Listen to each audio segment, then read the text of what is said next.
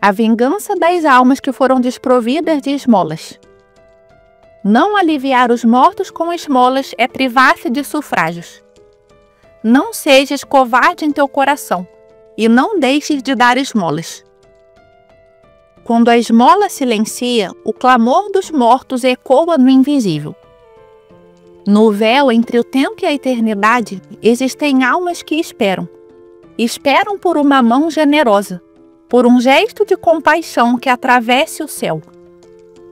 A caridade discreta e poderosa pode ser luz no vale das sombras, ponte entre o nosso mundo e o purgatório. Não se trata de superstição, mas de justiça e misericórdia. E quando a esmola é negada, até os mortos voltam, para lembrar o que esquecemos.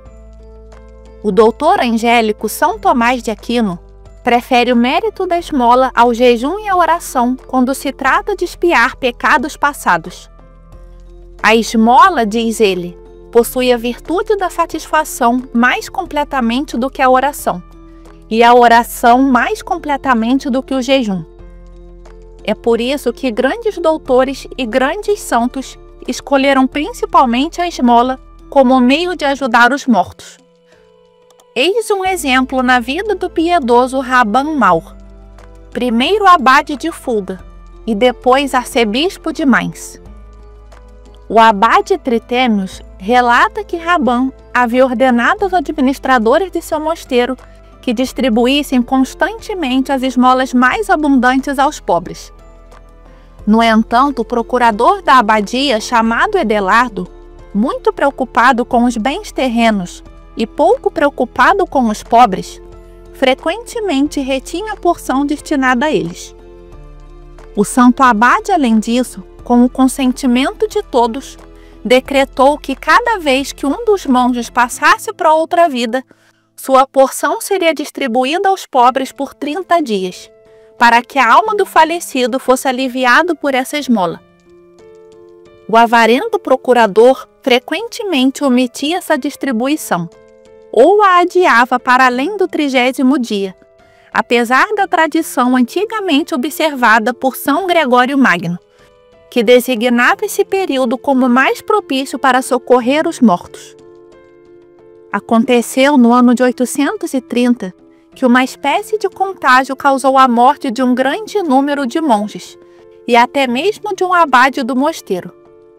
Rabban Maur, cheio de zelo e caridade pelas almas de seus monges, chamou o procurador e recomendou-lhe práticas piedosas. Tome muito cuidado, disse-lhe, para que nossas constituições sejam fielmente observadas e que as porções destinadas aos irmãos que acabamos de perder sejam dadas aos pobres por 30 dias. Se não o fizer, será muito culpado diante de Deus, e acredite que ele o punirá severamente. O procurador prometeu obediência perfeita, mas, ai de mim, como é perigosa a avareza! Edelardo, que era avarento por instinto, que tinha um coração estreito e mão firme, desobedeceu ao seu superior. Era severo com os pobres e não tinha piedade das almas de seus irmãos. No medo excessivo de que os vivos passassem a não ter o necessário, privou os mortos de sufrágios e os pobres de esmolas. A justiça divina, como veremos, não deixou impune tal ganância desmedida. Era depois de um dia cansativo, era tarde, e os monges já haviam se recolhido às suas celas. Edelardo, com uma lanterna na mão, atravessava a sala capitular. O que ele vê?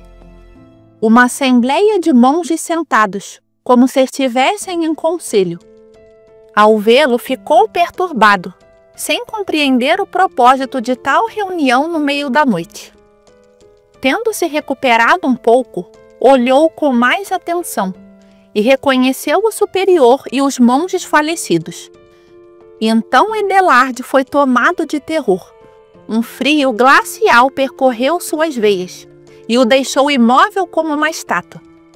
Mas isso ainda era apenas o prelúdio do que o aguardava. O abade e alguns dos mortos se levantaram, foram direto até ele, rasgaram suas roupas e o espancaram com chicotes tão violentamente que ele ficou meio morto. Ao mesmo tempo dirigiram-lhe esta terrível ameaça: receba, miserável, receba o castigo por sua avareza. Dentro de 3 dias você experimentará um castigo ainda mais terrível, quando descer conosco ao túmulo. E então o sufrágio que estava reservado para sua alma será aplicado aos religiosos que foram privados dele por você. Após essa cena terrível, os mortos desapareceram, deixando o administrador infiel todo destroçado e coberto de feridas sangrentas. Ele foi encontrado nesse estado pelos religiosos que iam às matinas depois da meia-noite. Movidos de compaixão, eles o levaram para a enfermaria e se apressaram em lhe dar todos os cuidados que sua triste condição exigia. Mas ele, com a voz gemendo, disse-lhes: depressa, por piedade, chamem o pai. Preciso de remédios mais para minha alma do que para o meu corpo, que nunca se curará. Na presença do abade de todo o mosteiro, ele relatou o terrível evento, atestado por suas feridas sangrentas.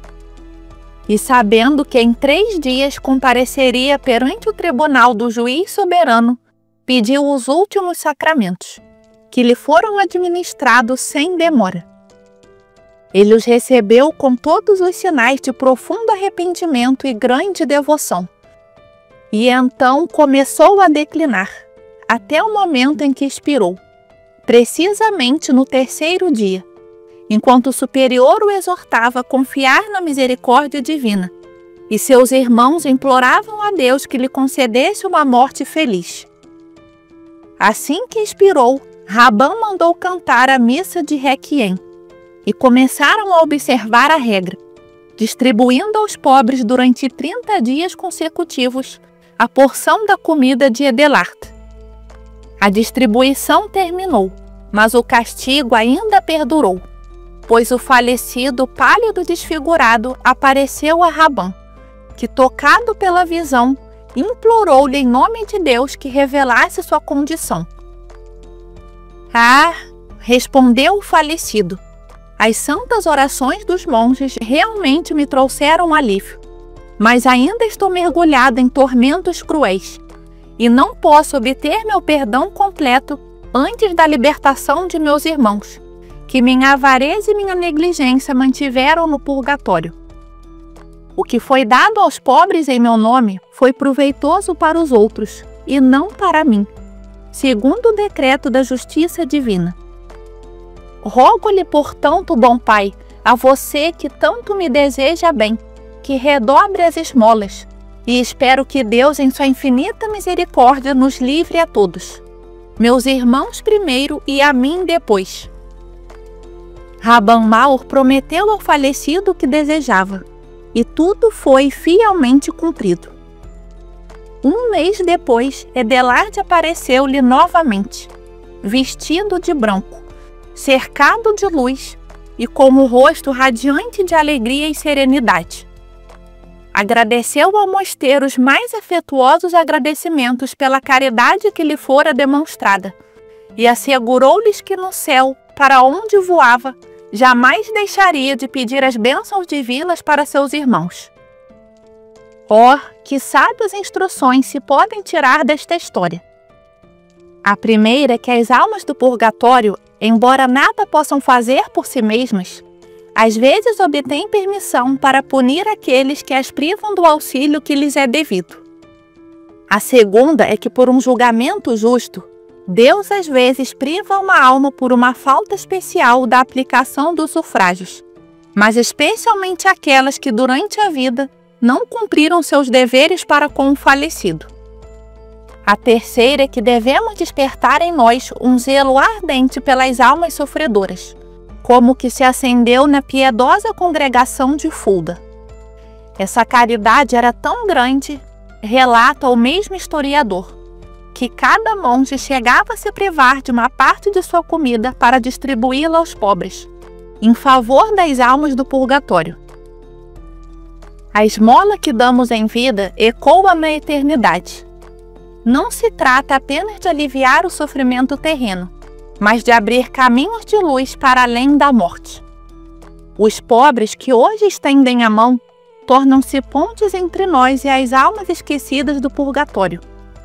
E um dia, quando for nossa vez de partir, talvez sejamos nós os necessitados desse gesto de amor. Que nunca sejamos omissos, pois na balança de Deus, cada ato de caridade pesa mais que o ouro do mundo. Que Deus te abençoe e te fortaleça. Se esse vídeo tocou seu coração, não esqueça de deixar o like, comentar sua opinião e se inscrever no canal. Assim você nos ajuda a espalhar ainda mais a palavra. Nos vemos no próximo vídeo.